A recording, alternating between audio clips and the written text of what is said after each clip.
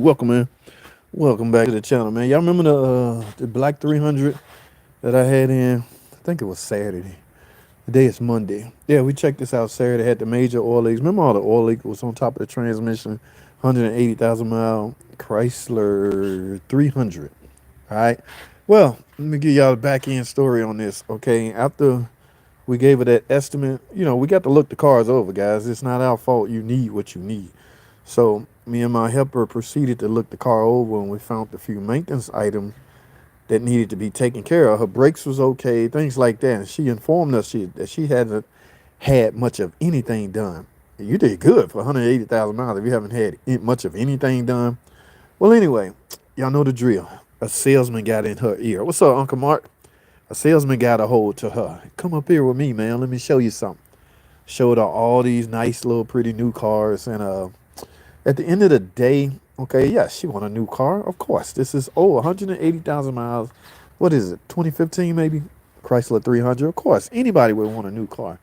But here's what she said the turning point was when they told her how much her note would be. Y'all remember, what up, JT? Y'all remember the video that I did? We was talking about how car notes are exceeding the $1,000 a month range. Yes, that's what she said. And after hearing that, I mean, she went through the motion, test drive, come back, sit down, go over some paperwork. And after they did some calculations, $1,097, I think, her monthly payment. That's when I get the call up front. Okay, she want to fix her car. It's not funny, man. But if you got a car that's paid for, I mean, I don't know. I see. I got to be careful with what I say because technically, I'm on both ends of the spectrum. Yes, I'm in the service department, but sales are also needed for service to succeed. So it's damn if you do, damn if you don't. Okay, I I mean, do I lose when I convince a guy that's about to buy some service work to go buy a new car and forget this service work on this one? It depends on how you look at it.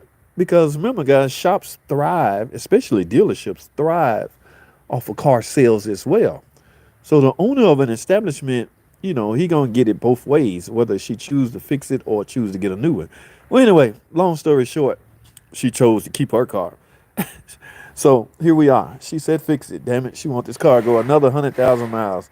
All right, it's not bad looking car, guys. It's just had those major oil leaks. That's the original cooler in it. Let me see. Did he? I'm gonna show you the mileage. Oh damn, he disconnected the battery, so I can't see the mileage. Yeah, my helper, I got him trained to where he disconnect the battery anytime he fooling around with the engine or the transmission. So he do it on just about everything. All right, that's just a good habit to be in. Well, anyway, the oil leaks. We all know where the oil leaks was coming from, and I know what I'm gonna see in the comment section. Why'd you get our Derman?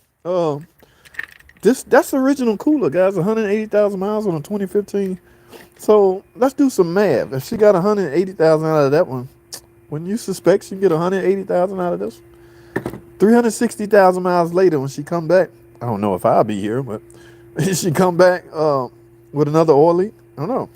Yes, it's made of plastic, but it's better. It's been, look at the seals. They done revamped the seals, guys. Now here's the rumor or the chatter I'm hearing about the Derman coolers. I'm hearing people suggest, yes, get the aluminum Derman cooler, but go get the Mopar seals. I mean, what's wrong with Derman seals? Why y'all using our stuff? Why y'all like to use our stuff? You know what I'm saying? You gonna go with Derman? Use Derman? I'm playing, guys. Use what works for you, okay? If you want to go with the aluminum housing, go for it. If you want to use the Mopar seals, go for it. All right. This is what I'm replacing this with because, in my opinion, everybody, I need to get a fender cover up right off their own opinion. Look, oh yeah, don't forget this, guys. If you're using this, okay, whatever you use, make sure you go in with the right, read the instructions. They're there for a reason. All right. Yeah, this one came with no sensors. So, yep, got a sensor right here. And, another sensor. Okay, so she said get her oil leaks fixed. She also say tune up. I don't think she ever had a tune up. If I had a tool, I want to pull a plug out and take a look at a 180,000 mile spark plug. Which I think I'm going to see. The what you call her. Damn, this is a live video, so I can't just stop. The what they call it, Y'all expecting to see like this almost gone? 180,000. There's a change interval to spark plugs. I think on this car is every 100,000 miles. So we're gonna do the tune up. Wait a minute. Is this Valvoline? No, sir. Where's the Mopar? We're gonna flush the injectors. I got some coolant flush here. When you change the coolant, you will disrupt the coolant system. So I got some Mopar coolant right here, 10-year coolant. And if you want a diff service, we're gonna do the diff service as well. This is the fluid that this diff called for. So we're going in with the correct everything. Okay, I got an air filter coming. We didn't have an air filter in stock. Now, why on earth do I have an oil filter here? You all know when you get a new cooler, oil filter is going to come in it, right? So I don't know. Sure. Okay, I got seals and gaskets. Wait a minute. This is intake upper and lower. Well, what do we have here? This is upper. Okay, I know what happened. When I wrote the estimate up, it's some overlapping going on here, guys. When I wrote the estimate up, I don't know what they're going to buy. So I wrote up a cooler, and this is the seal package I need for that because it has upper and a lower. But on the flip side, when I wrote up suggested tune-up, I just need upper seals. Okay, so I'm going to take these back. They come in there, but I'm guessing the parts department didn't know or wasn't thinking. You got to think, use your common sense. All right, obviously I don't need these if I got this on the same car that is. All right, guys, it's quitting time, so my helper gonna jump on this. He went home already. He gonna jump on this first thing in the morning. We're gonna knock this out, but she's expecting to hang on to it. Fuel filter ain't no more. Mr. Andre, come on, bro. I haven't replaced a fuel filter in a decade. I'm thinking you referring to the external fuel filters. I don't know. The last fuel filter I placed was on an '04 Jeep Grand Cherokee. It's an inline fuel filter. The thing about fuel filters now is they are attached to the fuel pump. Okay, so if you need a filter, you need a pump. I don't know if you can buy that filter separately. I mean, who wants to go through all that? But yeah, that's integral to the fuel pump nowadays. So in fact, the fuel pressure regulator and everything is integral to the fuel pump. So now from the fuel pump, you just got a line going up to the front via the fuel rail. Okay, that's where you get all this fuel supply. So let me wrap this up, guys. What's better? Maybe Dermot. How do you recommend cleaning oil from the engine? I know people power wash. I don't do that. All right, Robbie, I don't desludge engines. All right, that is you asking for trouble. And now, mind you, if it's my own car, yes. But if I already own the car, think about it. It shouldn't be sludge, right? I should have sense enough to know to change my oil. That's how sludge accumulates. Lack of maintenance. All right. But if I buy a car that's sludged up, yes, I would go through the motion of trying to desludge it. But again, this is on my personal car. Customer cars, absolutely not. If I pull a cam sensor out of this and I see sludge build up all over it, your estimate will include a whole complete engine. We don't play those games. That sludge, when you try to use that solution, that sludge is going to break down, end up in the oil pan, and essentially be recirculated back through the lubricating system and cause even more damage. If you don't drop the oil pan and clean it all out as much as you can, yeah, we don't play that here. So yeah, I'm no fan of desludging engine on customer cars. All right, what up, JT? What up, JT? JT rocks. Dermot sucks. Donut Dan. What's up, man? I gotta change the same thing on my 2011. The oil housing. That's what's up, man. So real TV. Happy New. You too, bro. You too, Uncle Mark. She should keep it. Yeah, she's a little savings account. Start a little savings account and put away a good chunk for another. She might get another. Yeah, very well could be. Cause I drove it, guys. Before I give a complete analysis of the car, I go on a test drive. Yes. Remember what I told y'all before I do an alignment, before I do a major inspection of the car, like somebody come in and want us to inspect their car, see if it's worth buying. I go on a test drive. I factor all of that in. Everything I feel on my test drive, I factor all of that in. I'm looking for noises in the suspension. I put it up in the air, check top. I do all of that. All right. Yeah, she done had some work done. So nothing under the bottom need addressing. She just haven't had a lot of maintenance done. So we're doing a lot of maintenance right now. And this should hold her for a while. All right. How do you recommend cleaning? No, sir. Maybe Dermot. What's What's better? Depend on your research. All right, do your research and find out which one. I mean, the thinking or the thing against this one is plastic. Okay, yeah, it's the revised. It's not the same thing. Look, let me say it like this. This is not the same cooler as this. This one on the car is the original since birth. That this car showed up in 2011. So all the coolers on those older model cars, yeah, they it wasn't built quality. Now, you don't know to adjust unless you have problems, right? So whoever manufactured these simply figured something wasn't right, and I guess they're using harder, better plastic. They didn't get away from the plastic. They just got some better plastic, I guess. I don't know how to explain it, but let me say this also. All right. I have yet to replace one of these updated coolers twice.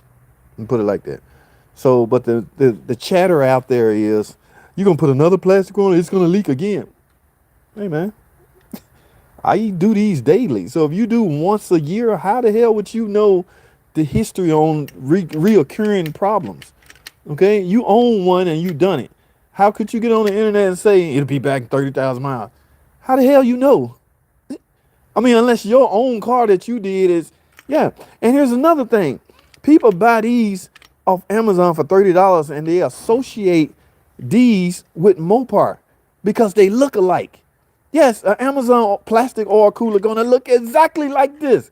But then they get on the internet, yeah, my plastic oil cooler leaking again. They neglect to tell you, oh, it wasn't Mopar, it was Amazon. Because they just assume all of them. Now, I'm no big fan of Derman, but they the same way. Let me show you something. I got hit one here I replaced. There's a lot of cloning going on out there. So people will go out Amazon and get Amazon. I want an aluminum one. They'll get an aluminum one. Yeah, it looked just like this. However, it's just simply not as quality, so-called quality as these Dermans. And they put them in and they'll go, damn, it's already messed up. And it was aluminum. But it wasn't a quality. It wasn't from an establishment. It wasn't from a, what's the word I'm looking for? It wasn't from a reputable company. So in other words, a just cheap ass aluminum cooler might not be a good idea. If you're going to go aluminum, get a name brand cooler that can stand by their product. If you're going to get a plastic cooler, get a name brand plastic cooler that's going to stand by their product. Mopar would do just that. This is Mopar. All right, so just some cheap ass $30. Oh, y'all kill me, boy. All right, but anyway, I'm past my time, guys. I gotta get out of here. I'm not gonna be able to do all these comments. I just did this a week ago. Put Fanta soda in the oil. I don't manufacture Rob. That's what I am thinking. Hot dog water.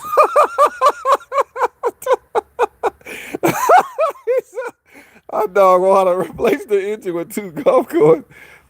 Guys making everything out of plastic. Dude, look at all this plastic. I mean, ain't no way around it. So I do about 2 a day. That's what's up, Mike. My helper love them now, so he got the hang of them, so he love them.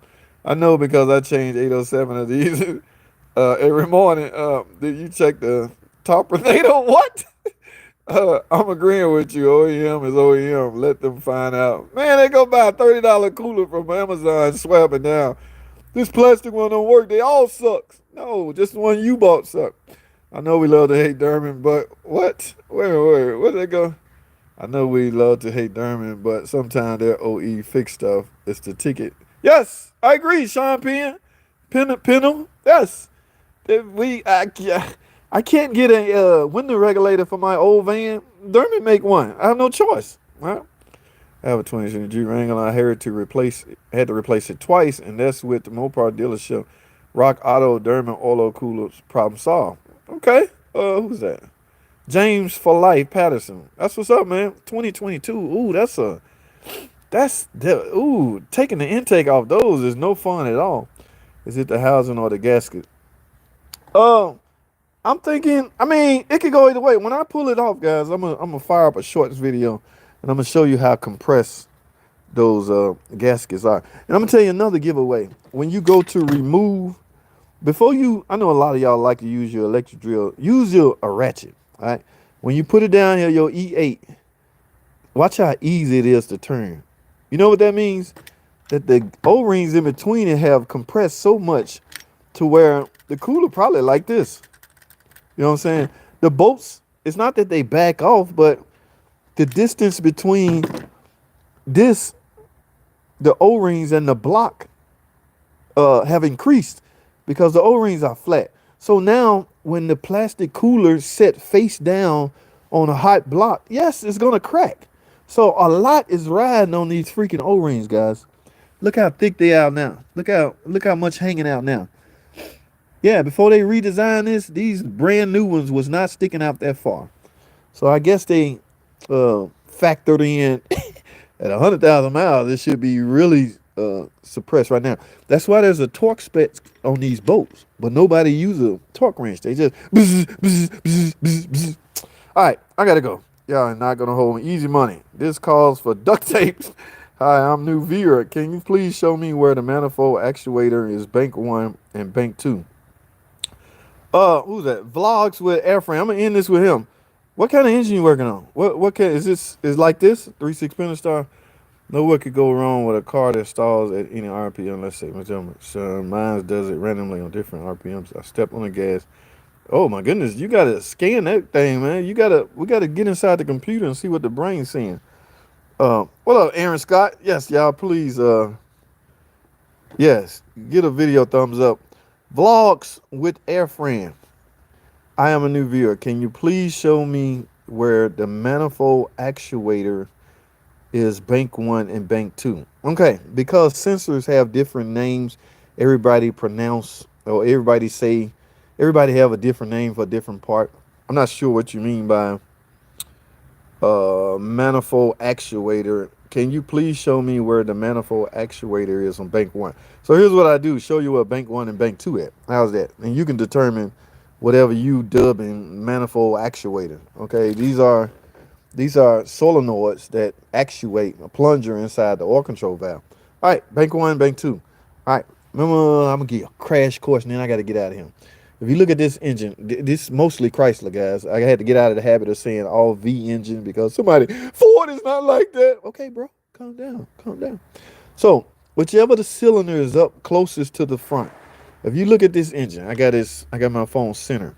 If you look at this cylinder head is up closest to the crankshaft, up close to cylinder 1. This one is a little, let me see. Well, yeah, I lose my view. This one is a little back farther. Okay. The cylinder that's closest to the front is considered considered cylinder 1. So we're gonna go by cylinder. In fact, you can look at the coils. This coil here is up closer to the front than this one. All right. So whichever cylinder closest to the front is cylinder 1. Now, cylinder 1 is always associated with bank 1 on a V engine. That is, this is a V engine. V6. V10, V12. Is there a V4? I don't know. But anyway, cylinder 1 is always associated with bank 1. So knowing that, one could conclude that if this cylinder 1, this is obviously bank 1. So whenever you're trying to figure out, and even if the engine was sideways, like a Caravan or something, the same theory apply. All right. But it's gonna be hard to see that like this. So I know this by heart. That's why it's hard for me to regurgitate what I'm saying. But this is cylinder 1 on the passenger side on a rear wheel drive vehicle, 3.6 Pentastar. Cylinder 1 is on the passenger side. All right, so whatever else you was looking for on bank 1 is all over here. If it's O2 sensor, you know this is bank 1. Sensor 1 is upstream, sensor 2 is downstream. So knowing this is bank 1, everything associated with bank 1 is on this head. All right, guys, I gotta go. If it's leaking oil, you know it's got oil in it. No need to fix it. All right, Mike, interesting concept. To be clear, 2004. 2004, last time I saw that code was on an old ass, same engine as yours. Same engine as this. Okay, this is bank 1. So whatever you're looking for that relates to bank 1 is on this side. No 4, only inline. Okay, Dima, appreciate that. Vehicle and what year. Guys, I gotta go. They're closing down, turning the lights out. I'll catch y'all in the next video. Thanks for watching.